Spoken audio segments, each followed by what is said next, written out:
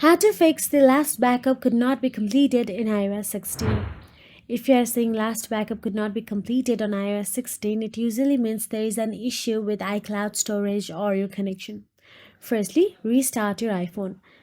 Simply press and hold power plus volume down or just power on older models and slide to power off and wait a few seconds and power back on.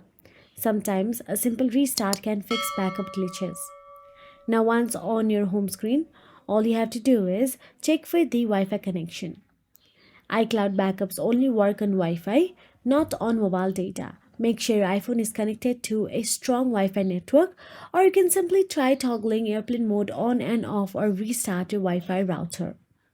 Now, once you have checked your Wi Fi connection, all you have to do is go back to your home screen.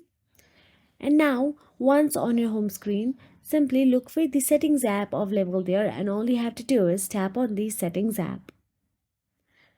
Then simply tap on your name at the top. Once you tap on your name and navigate to the Apple ID settings, scroll down and tap on the iCloud option available in there.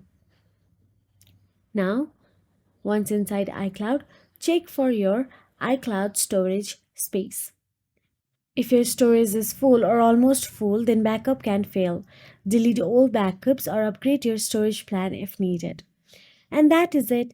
If you found this video helpful, please like, share, and subscribe. And thank you so much for watching.